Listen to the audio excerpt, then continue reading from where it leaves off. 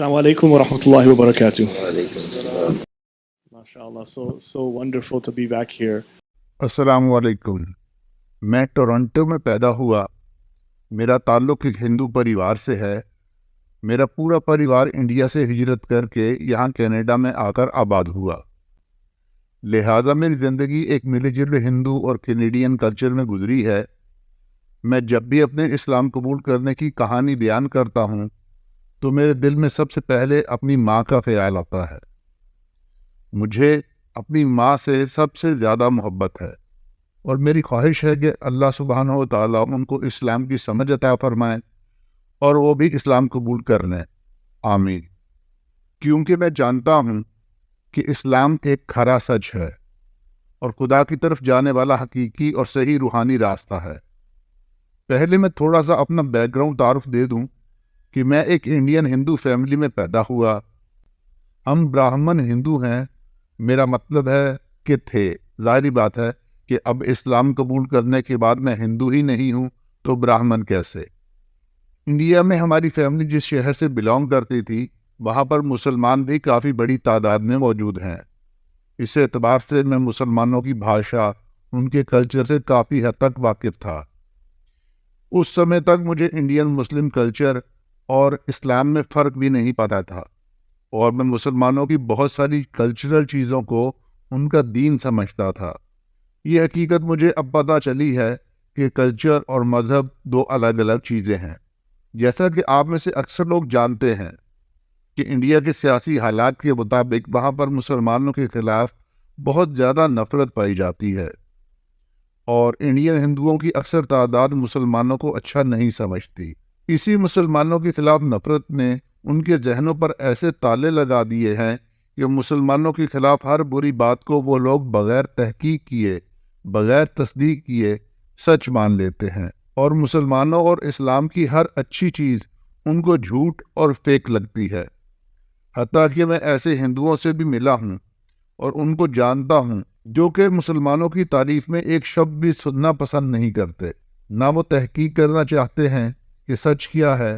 بس انہوں نے اسلام کے خلاف برائی اپنے دماغوں میں بھر لی ہے اور اس کے بعد اپنے دماغوں کو تالے لگا لیے ہیں تاکہ کہیں سے کوئی اچھی بات ان کے ذہنوں میں داخل نہ ہو سکے.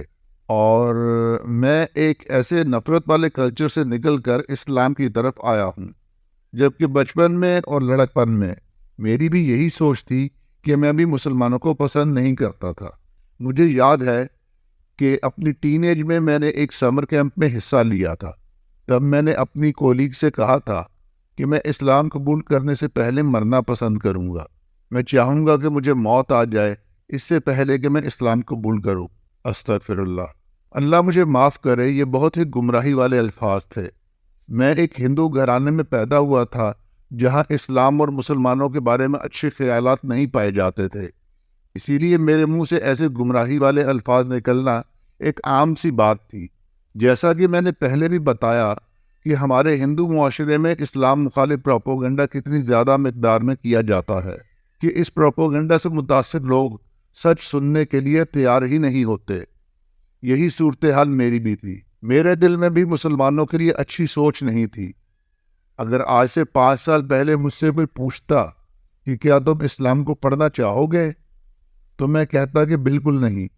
میں ان دہشت گردوں اور مذہبی جنونیوں کے دین کو بالکل نہیں پڑھنا چاہتا، کیونکہ اسلام کے حوالے سے دہشت گردی، انتہا پسندی، ملیٹنسی اور اسی طرح کے الفاظ سے میرے دماغ کو بھر دیا گیا تھا. جبکہ سچ یہ ہے کہ اسلام سختی سے وائلنس کو رد کرتا ہے. اسلام کسی صورت بھی بچوں، عورتوں اور معصوم لوگوں کے قتل کی اجازت نہیں دیتا، حتیٰ کہ جنگ جیسی گمبھیر صورتحال میں بھی نہیں. اب مجھے سمجھ ہے کہ دنیا میں یہ جو جنگیں ہیں، یہ جو جھگڑے ہیں اور فساد ہیں، یہ مذہبی نہیں بلکہ سیاسی ہیں. یہ ملکوں اور علاقوں پر قبضے کی جنگ ہے. یہ مالی اور سیاسی فوائد کی جنگ ہے جس میں عام عوام کو مذہب کے نام پر بے وقوف بنا کر بطور ایندھن استعمال کیا جاتا ہے. اس کے علاوہ اسلام کے بارے میں ایک دوسری گمراہی یہ پھیلائی جاتی ہے کہ یہ عورتوں کے ساتھ اچھا سلوک نہیں کرتے، اسلام میں عورتوں کے کوئی حقوق نہیں ہیں وغیرہ وغیرہ. اور میں جب 17-18 سال کا تھا تو میں کسی بھی حجاب والی لڑکی کو دیکھ کر اس کے بارے میں کمنٹس دیتا تھا، ان کا مذاق اڑاتا تھا۔ میں اکثر کہتا تھا کہ تم ایسی لگ رہی ہو جیسے تم نے سر پر تکیے کا غلاف چڑھا لیا ہے۔ میں اکثر سکارف والی لڑکیوں کو لیڈی ننجا کہہ کر بلاتا تھا۔ تو یہ وہ چیزیں تھیں جو کہ میں اسلام قبول کرنے سے پہلے اسلام کے بارے میں سوچتا تھا۔ تو اب آتے ہیں اس ٹاپک کی طرف کہ میں نے ہندو دھرم کیوں چھوڑا، کیوں میں نے وہ مذہب چھوڑ دیا جس میں میں پیدا ہوا تھا۔ یہ اس وقت کی بات ہے جب میری عمر 10-11 سال تھی اور میں بتوں کی پوجا کرتا تھا، مورتیوں کو سجدہ کرتا تھا اور انہیں اپنا حقیقی خدا سمجھتا تھا۔ ہم انہیں کپڑے پہناتے تھے، ان کو کھانا پروستے تھے، ہم ان سے دعائیں مانگتے تھے، اپنی دنیاوی ضرورتوں کے لیے ان کے سامنے پرارتھنا کرتے تھے، مثلاً اچھی نوکری مل جائے، گھر میں شانتی ہو۔ مجھے یاد ہے میں شروع سے ہی بہت دبلا پتلا تھا، اکثر دعا کرتا تھا کہ میں اچھا باڈی بلڈر ٹائپ صحت مند بن جاؤں۔ میں شروع سے ہی انہی مورتیوں کی پوجا کرتا آیا تھا۔ تو ایک دن ہوا یوں کہ ہم لوگ چھٹیوں میں انڈیا گئے ہوئے تھے۔ وہاں ایک دن ہم مندر گئے اور میں 10 یا 11 سال کا تھا۔ میں کھیلتے کھیلتے مندر کے پیچھے کے حصے کی طرف چلا گیا۔ وہاں ایک نالا تھا، نالے کے پاس وہاں پرانی ٹوٹی ہوئی مورتیاں پڑی تھیں جنہیں شاید پرانا اور ڈیمیج ہونے کی وجہ سے یہاں پھینک دیا گیا تھا۔ کسی کا بازو ٹوٹا ہوا تھا اور کسی کی ٹانگ، ان کے پینٹ اکھڑ چکے تھے اور وہ بہت ہی بیکار حالت میں پڑی ہوئی تھی۔ ایک دم میرے دل میں خیال آیا کہ یہ تو کچھ بھی نہیں کر سکتی، یہ مورتیاں تو بے جان جسم ہیں، یہ تو اپنی حفاظت نہیں کر سکتی، خود کو ٹوٹنے سے نہیں بچا سکتی، نہ کھا سکتی ہیں، نہ بول سکتی ہیں، تو یہ میرے مسئلے کیسے حل کریں گی؟ ہم انہیں مہان مانتے ہیں، ان پر ہار پھول ڈالتے ہیں، ان کو سجا کر مندروں میں رکھتے ہیں، سب کچھ تو ہم کرتے ہیں، یہ کیا کرتی ہیں؟ یہ تو کچھ نہیں کرتی، یہ کچھ کر بھی نہیں سکتی، یہ تو اس قابل بھی نہیں کہ اپنے آپ کو اس نالے سے باہر نکال لیں، یہ مجھے کیا مصیبت سے باہر نکالیں گی؟ بس یہاں سے میرے ذہن نے ان ساری چیزوں کے بارے میں سوچنا شروع کیا جو مجھے ہندو دھرم میں سکھائی گئی تھی۔ میں نے 11 سال کی عمر میں ہندو دھرم کو سچ جھوٹ کو پرکھنا شروع کر دیا تھا۔ میں نے چیزوں پر سوال اٹھانے شروع کر دیے تھے۔ میں نے کہا کہ یہ انسان ہمارے خدا کیسے ہو سکتے ہیں، مثلاً رام اور کرشنا وغیرہ۔ ہو سکتا ہے کہ یہ لوگ بہت اچھے ہوں، یہ بہت اچھے حکمران تھے، مگر بہرحال یہ بھی میری طرح انسان ہی تھے۔ اور ایک انسان خدا کیسے ہو سکتا ہے؟ کیونکہ انسان تو اپنی ضروریات کے آگے مجبور ہے، اور جو مجبور ہوا وہ خدا کیسے ہوا؟ انسان تو کھانے پینے، سونے، واش روم جانے جیسی بشری تقاضوں سے مجبور ہے۔ بہرحال میرے سوال بہت واضح تھے، مگر کسی کے پاس میرے سوالوں کے واضح جواب نہیں تھے۔ یہاں سے میرے دل میں شکوک پیدا ہونے شروع ہوئے اور میں ہندو دھرم سے دور ہونے لگا۔ مگر میں یکدم ہی راتوں رات ہندو دھرم سے دور نہیں ہو گیا تھا، مجھے اس پروسیس میں کئی سال لگے۔ 13-14 سال کی عمر تک آتے آتے میں مورتی پوجا چھوڑ چکا تھا، میں مندر نہیں جاتا تھا، میں اب ان کی مزید عبادت نہیں کرنے والا تھا جب تک کہ مجھے سچ پتہ نہ چلے۔ میں سچ کی تلاش میں تھا، صرف کھرا سچ۔ میں بچپن سے ہی کھری طبیعت کا مالک تھا، جو بات صحیح سمجھتا تھا اس کا کھلے عام اظہار کرتا تھا۔ میری طبیعت کبھی بھی کھرے سچ کے علاوہ کسی چیز سے مطمئن ہی نہیں ہوتی تھی۔ یہاں اگر میں ہندو دھرم کی وہ ساری باتیں بیان کرنے لگوں تو یہ ویڈیو 2-3 گھنٹے طویل ہو جائے گی، اس لیے اسے مختصر کرتے ہیں۔ پھر 14 سال کی عمر میں میرے ایک کلاس فیلو اور دوست نے مجھے عیسائیت کی طرف دعوت دی، اور میں نے اپنے دوست کے کہنے پر عیسائیت کو اسٹڈی کرنا شروع کر دیا۔ میں عیسائیت کو پڑھتا چلا گیا اور وہ مجھے متاثر کرتی چلی گئی۔ پہلے میں نے اولڈ ٹیسٹمنٹ کا مطالعہ کیا، حضرت آدم علیہ السلام، ابراہیم علیہ السلام، موسیٰ اور نوح علیہ السلام وغیرہ کے بارے میں تفصیل پڑھی۔ میں نے کہا اوکے، یہ بات عقلی ہے کہ اللہ تعالیٰ نے کائنات بنائی، انسان بنائے، اور پھر جب وہ انسان دنیا میں آ کر گمراہ ہونے لگے تو اس نے انبیاء بھیجے جو لوگوں کو واپس اللہ کی طرف بلاتے۔ میں جو کچھ پڑھتا جا رہا تھا وہ مجھے عقلی دلائل سے متاثر بھی کر رہا تھا۔ یہ لوگ اللہ کی طرف سے ہدایت یافتہ تھے، یعنی انبیاء، مقدس اور قابل عزت تھے۔ مگر جب میں نے نیو ٹیسٹمنٹ کا مطالعہ کیا تو ایک مرتبہ پھر وہی سوال میرے دل میں سر اٹھانے لگا کہ یہ لوگ بہت نیک، بہت مقدس تھے، مگر یہ خدا یا خدا کے بیٹے تو نہیں ہو سکتے۔ میرے تصور، میرے ذہن کے مطابق خدا کا کانسیپٹ بہت ہی بلند اور بہت اعلیٰ تھا، اور انبیاء کرام انتہائی عزت اور اکرام کے باوجود بھی خدا ہونے کے قابل تو نہیں تھے، اور میرا ذہن ان کو خدا ماننے کے لیے تیار نہیں تھا۔ اسی طرح چند ایک چیزوں پر شکوک کے باوجود میں عیسائیت سے کافی متاثر ہوا تھا اور خود کو عیسائی ہی تصور کرنے لگا تھا، مگر اس کے ساتھ ساتھ میرے دل میں جو گرہ لگ گئی تھی، میں اس کے کھلنے تک باقاعدہ عیسائیت کا اعلان کرنے والا نہیں تھا، کیونکہ مجھے جس 100% خالص سچ اور کھرے سچ کی تلاش تھی وہ مجھے ابھی بھی نہیں ملا تھا، مگر میں حضرت عیسیٰ علیہ السلام کی شدید محبت میں مبتلا ہو چکا تھا۔ اللہ ان پر لاکھوں رحمتیں نازل کرے۔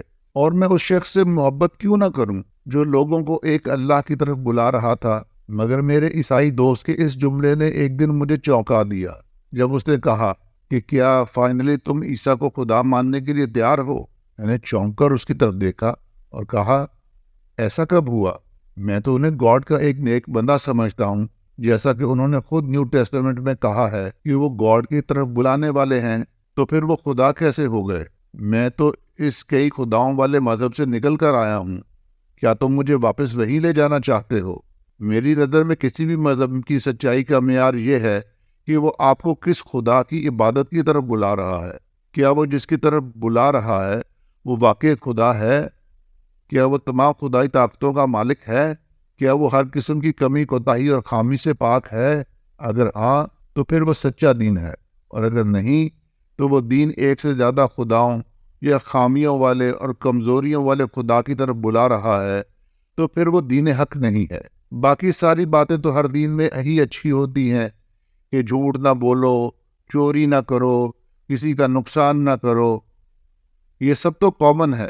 میں نے اپنے دوست سے کہا کہ جب جیسس کو کراس پر سولی دی گئی تو نیو ٹیسٹمنٹ کے مطابق اس نے کہا، او گاڈ، تم نے مجھے بھلا دیا، تم نے مجھے ظالموں کے پاس تنہا چھوڑ دیا۔ اگر وہ خود خدا تھے تو وہ یہ الفاظ کس سے کہہ رہے تھے؟ دوسری بات یہ کہ وہ کیسا مجبور خدا تھا جس کو انسانوں نے سزائے موت دے دی تھی؟ میرے دوست کے پاس کوئی جواب نہیں تھا۔ اس کے بعد میں نے دوسرے دھرموں کے بارے میں بھی نالج لینی شروع کر دی۔ میں نے سکھ دھرم، جین دھرم، یہودیت، بدھ دھرم اور ویکا وغیرہ کو پڑھا، اور جلد ہی مجھے اندازہ ہو گیا کہ ان سب مذاہب میں میرے سوالوں کا جواب نہیں ہے۔ مگر میں نے اسلام کو کبھی نہیں پڑھا تھا، کیونکہ اسلام کے بارے میں پہلے ہی اپنے ذہن میں یہ رائے قائم کر چکا تھا کہ یہ تو غلط دھرم ہے، اس لیے اسے تو پڑھنے کی ضرورت ہی نہیں ہے۔ اس کے بعد میرے زندگی کے کئی سال بغیر کسی مذہب کے ہی گزرے، جس دوران میں کسی بھی مذہب کا پیروکار نہیں تھا اور نہ ہی کسی مذہب کو اسٹڈی کر رہا تھا۔ پھر جب میں یونیورسٹی میں پہنچا تو ایک دن حادثاتی طور پر لائبریری میں میری نظر ایک کتاب پر پڑی جس کا نام تھا ریویلیشن ڈیسیپ۔ یہ قرآن کے سائنسی معجزوں پر لکھی گئی ایک کتاب تھی جس کے مصنف کا نام ہارون یحییٰ ہے۔ اگر آپ میں سے کسی نے یہ کتاب نہیں پڑھی تو میں آپ کو مشورہ دوں گا کہ ایک بار اسے ضرور پڑھیں۔ پہلے تو میں نے ایک نظر اس کتاب کے ٹائٹل پر ڈالی اور میرے چہرے پر ایک طنزیہ مسکراہٹ ابھری کہ سائنس کا اسلام سے کیا تعلق؟ اسلام تو سراسر ہے ہی جاہلوں کا دین۔ سوری، اس وقت میرے اسلام کے بارے میں یہی تاثرات تھے۔ میں نے اس کتاب کو اگنور کیا اور آگے بڑھ گیا۔ پھر میرے دل میں خیال آیا کہ بلا شبہ میں اسلام سے متاثر تو ہوں گا نہیں، مگر اس کتاب کو ایک مرتبہ پڑھنے کا فائدہ یہ ہوگا کہ میں آئندہ کسی بھی مسلمان کو دلیل سے کہہ سکوں گا کہ تمہارے دین میں فلاں فلاں جھوٹ ہے۔ میں چونکہ اس وقت یونیورسٹی میں BSc کا اسٹوڈنٹ تھا، اس لیے مجھے پورا یقین تھا کہ میں اس کتاب کو آسانی سے غلط ثابت کر دوں گا۔ میں ثابت کر دوں گا کہ سائنس کا اسلام سے اور اسلام کا سائنس سے دور دور تک کوئی تعلق نہیں ہے، اور اس طرح میں وہ کتاب گھر لے آیا جس کتاب نے میری زندگی بدل دی۔ اس کتاب کو پڑھنے سے میرے سامنے چند ایسی حقیقتیں کھلیں کہ جن کی تفصیلات میں کئی موٹی موٹی کتابیں لکھی جا چکی ہیں، مگر میں یہاں ان کی مختصر سی تفصیل ذکر کر دیتا ہوں۔ سب سے پہلی یہ کہ قرآن وہ واحد کتاب ہے جو 100% اللہ کا کلام ہے۔ یہ کتاب صرف دعویٰ ہی نہیں کرتی کہ اس کو اللہ تبارک و تعالیٰ نے قیامت تک اصلی حالت میں برقرار رکھیں گے، بلکہ اس دعوے کو آج تک کوئی غلط بھی ثابت نہیں کر سکا۔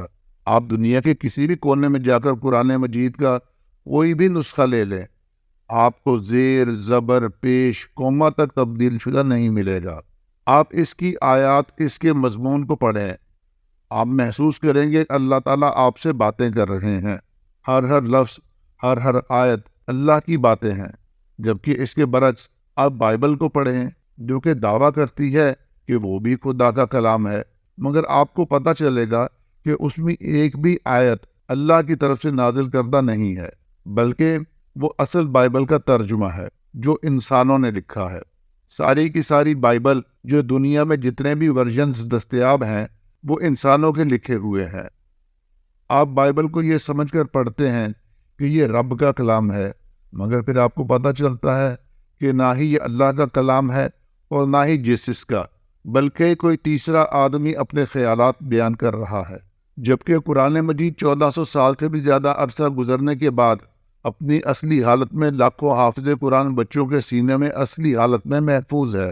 آپ کسی حافظ قرآن کو پکڑ کر قرآن سن لیں، وہی کلام جو محمد صلی اللہ علیہ وسلم پر نازل ہوا تھا وہی حرف بحرف آپ کو سنائے گا۔ پھر جس طرح قرآن سیاروں، ستاروں، زمین، آسمان، چاند، سورج کے نظام کے بارے میں 1400 سال پہلے بیان کر رہا تھا، جب کوئی سائنسدان ان رازوں تک نہیں پہنچا تھا، میں حیران تھا کہ کیسے سائنس قرآن ہی کی ایک برانچ ہے۔ اللہ نے انسان کو سائنس کا علم دیا تاکہ انسان تحقیق کرے اور اللہ کو پہچانے۔ میں حیران تھا کہ کیسے محمد صلی اللہ علیہ وسلم جیسا شخص جو کبھی عرب سے باہر نہیں گیا، جس کا کوئی استاد نہیں جو اسے لکھنا پڑھنا سکھائے، ایک انتہائی بیکورڈ علاقے میں بیٹھا یہ ساری باتیں لکھ رہا تھا۔ اس کے پاس یہ علم کیسے تھا؟ جبکہ 1400 سال پہلے یہ علم کسی کے پاس نہیں تھا۔ میرے سامنے قرآن کا وہ کھرا سچ آ رہا تھا جس پر یقین کیے بغیر میرے پاس کوئی راستہ نہیں تھا۔ میں اس سے پہلے سمجھتا تھا کہ اعلیٰ تعلیم اور مذہبی تعلیم دو الگ الگ چیزیں ہیں، مگر اس کتاب کو پڑھ کر مجھے پتہ چلا کہ مذہبی تعلیم سے اعلیٰ تعلیم کوئی ہو ہی نہیں سکتی، بشرطے کہ وہ مذہب سچا ہو۔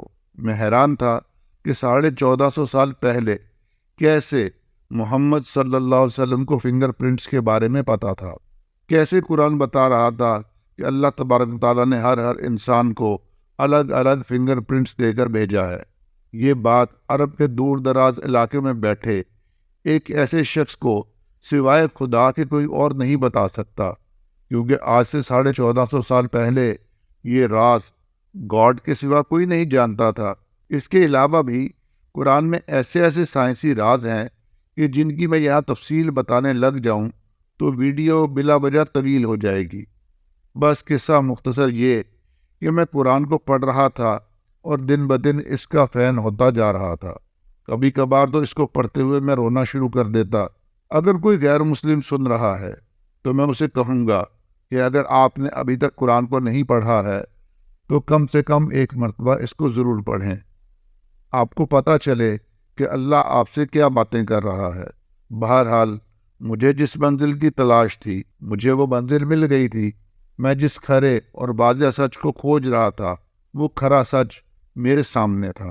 اس مذہب کا راستہ مل گیا تھا جو اکیلے اور سب سے طاقتور رب کی طرف لے جا رہا تھا، جس مذہب میں رب کا کوئی شریک نہیں تھا، جس مذہب میں کسی انسان کو رب کے برابر درجہ نہیں دیا جاتا، جس میں کوئی براہمن، کوئی شودر، کوئی چھوت نہیں ہے، جہاں سب مسلمان بھائی بھائی ہیں، جس میں محمد صلی اللہ علیہ وسلم کا فرمان ہے کہ اللہ نے کسی گورے کو کسی کالے پر اور کسی عربی کو کسی اجمی پر فوقیت نہیں دی ہے۔ مجھے وہ مذہب مل گیا تھا جو عورتوں کی عزت کرتا ہے، جہاں مرد کے مر جانے کے بعد عورت کو ستی کر کے ختم نہیں کر دیا جاتا۔ میں نے ہندوستان میں وہ لوگ بھی دیکھے ہیں جو شوہر کے مر جانے کے بعد پتنی کے سر کے بال کاٹ کر اس کو سفید لباس پہنا کر گھر میں قید کر دیتے ہیں اور اس کا کام صرف کچن سنبھالنا رہ جاتا ہے، جبکہ اسلام بیواؤں سے شادی کرنے، ان کو سہارا دینے کی تعلیم دیتا ہے۔ اس لیے جب مجھے سچا اور کھرا دین مل گیا تو میں نے فوراً ہی کلمہ شہادت پڑھ کر اسلام قبول کرنے کا فیصلہ کیا، کیونکہ میں خود کو اچھائی اور سچائی کے راستے سے مزید دور نہیں رکھ سکتا تھا۔ میں نے اسلام قبول کرنے کے فوراً بعد اپنے پیرنٹس کو بتا دیا تھا اور انہیں میرا یہ فیصلہ بالکل پسند نہیں آیا تھا، کیونکہ ان کو بھی اسلام کے بارے میں وہی گمراہ کن خیالات تھے جو کہ 90% ہندوؤں کے ہوتے ہیں۔ انہیں بھی میری طرح اسلام کی حقیقت نہیں پتہ تھی۔ جس طرح چند سال پہلے میں اس سچائی سے دور تھا، بالکل ویسے ہی وہ بھی اس سچائی سے دور ہیں، مگر میں اب ان کو اسلام کے بارے میں آہستہ آہستہ تھوڑی بہت نالج دیتا رہتا ہوں، اور میری دعا ہے کہ اللہ تبارک و تعالیٰ میرے والدین کو بھی اسلام کی سمجھ عطا فرمائے۔ آمین۔